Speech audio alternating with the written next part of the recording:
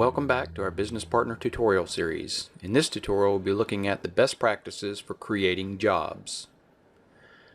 From the dashboard, we'll go to the Jobs button. And from here, we have just a little bit of navigation in that we have the plus icon, and this would allow us to add a new job. And we have the list view. And then we have a search. This will be useful if you had a list longer than this page and you had searched for something, but at this level it's not very useful. Then you have your search field, and your search field uses the type search forward. So if we start typing something in, you see that it immediately narrowed it down to the only job that had BU in it somewhere. If I type in C, you see it just immediately starts to narrow that list down. So if you have a long list, that is really handy. If you choose a single job, it's going to enter that job. If for some reason this list has been searched and you only have 10 or so jobs showing, then you'll see the all option over here. If we type in here Chapman and now we're down to 1, we also see that we see 1 of 4, but if we hit the all, we're back to seeing all of them. So that option again becomes more useful as you have a long list of jobs. From here you can also duplicate a job, which is a very handy feature.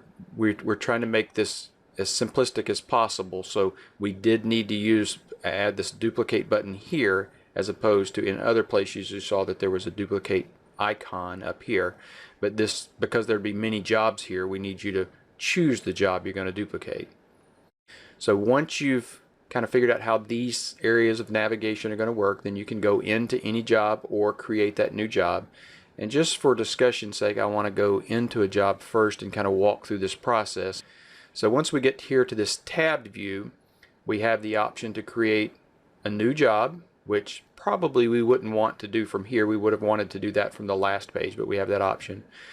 Now that we're in this job, we could duplicate this job, but as you saw in the list view, it would make more sense in that view to duplicate it, but you can do it from either.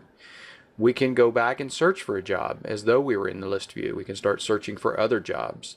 Or, and this is the most useful button here in this application, is that we can delete a job. And so now let's look at our tabs. The tabs we have are Job Info, Client Info, Rooms, and Notes. In this tutorial, we're going to talk about these two, Job Info and Client Info, in detail, and we'll glance at these for a moment, but that'll be another tutorial where we'll go over that. So here we have the job name, and that's whatever you want it to be. If you use job numbers, you could enter your number there, or you could preface this with a number or use a number suffix, whatever you want to type in there, whatever will make it easy for you to find this. In this case, we've used the builder's name for this particular one. Then you have a field for a subdivision, and this does save them. So if you started typing one that you had put in before, you would see a list and be able to choose that. Then we have our lot number and the status of where this job is in the process: estimate, proposal, completed, canceled, or produced. And in this particular one, it's completed, obviously, but I'm constantly changing these, showing it to people. Then we have the description of the job.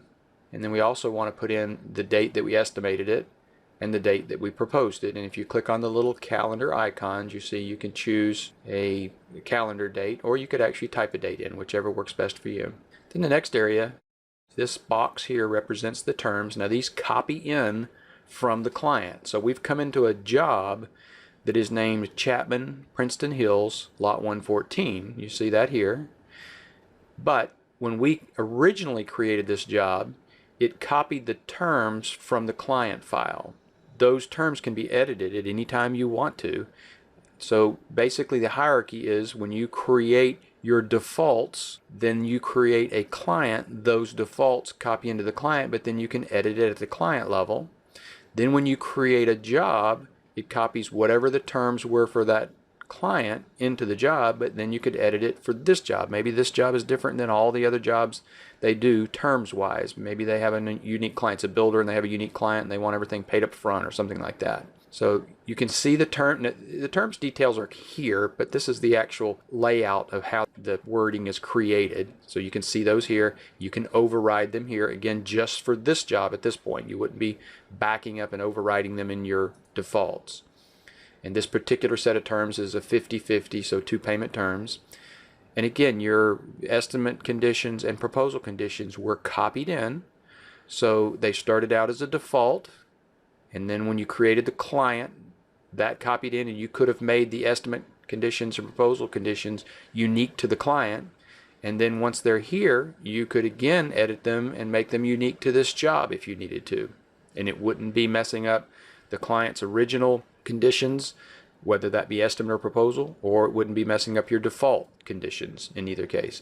And you see here the proposal conditions are much longer and more legalese than the estimate conditions. Here we're just basically saying we could produce this job if we had all the information we needed for this price, but based on what you've told us, this is what we could produce it for. This is, we will produce this job for this amount of money if you agree to these terms and conditions. And then here's your markup section. Again, it copies in from the defaults, so the markups originate in the default area of markups. And then when you create a client, you choose one of these sets of default markups. And then when you create this job, it copies those in. And again, they could be unique to this job if you need to, but it gives you that starting point. And all of these, every single one of these is editable. You can change all of them. We have this ability to turn the lookup on and off, but this is one area we don't allow you to turn it off on. We want it to recalculate as soon as you enter this, so you see that's what it's doing. I clicked in that field. I didn't change anything, but just because I clicked in the field, it wanted to go and recalculate and make sure that we have the right numbers calculating when we get to the next page. And here we have our taxes, and we've talked about that in the defaults. Again, you can make these unique to this job. Maybe your day-to-day taxes are correct for a particular builder, but today you're building a job for him in another state, so this needs to be unique to that job. And so that's how that would work.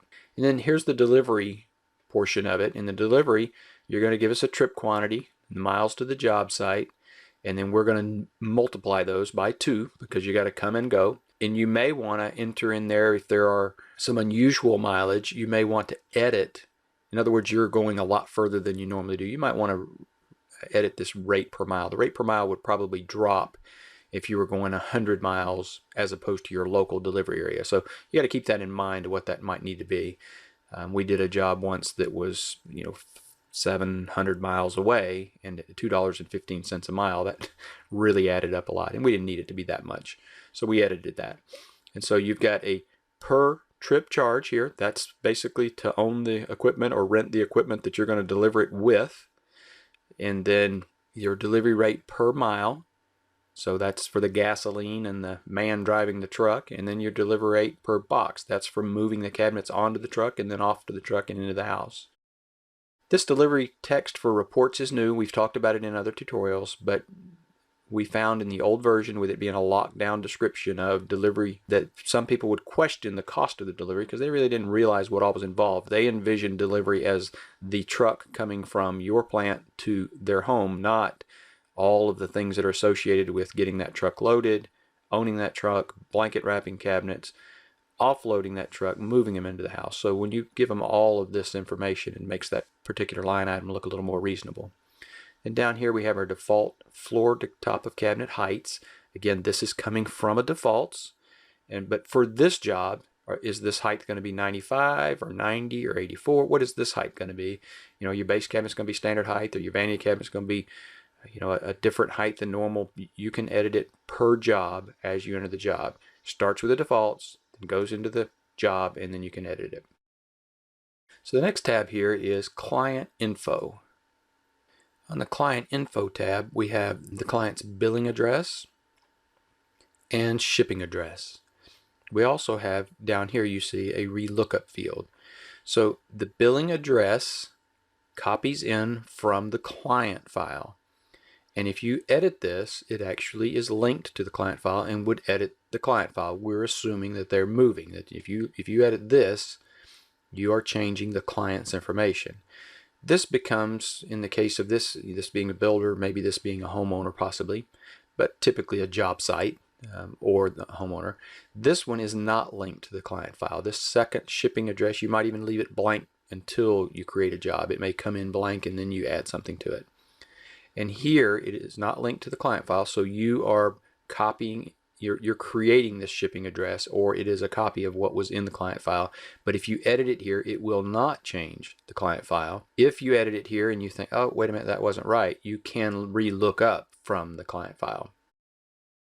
And then you have a go to client record if you need to, and you can basically do that from several places. You can do it from here, or you can do it from here. If you do it here, you just get a pop-up and you can go and edit the client information in both fields, both billing and shipping. If you want to go to the client record, you click this and it actually takes you out of this database and takes you to the client database, as does this. And we'll just touch on these two real quick. We're not going to do these here, but in the next video we'll talk about this rooms tab where we add rooms, duplicate rooms, delete rooms, or enter the rooms to actually add the items to the jobs. And then the notes tab, we'll talk about that in the next video. So that covers everything we wanted to cover in this video. Thanks for watching yet another Business Partner Estimating software tutorial. Up next, adding rooms to jobs.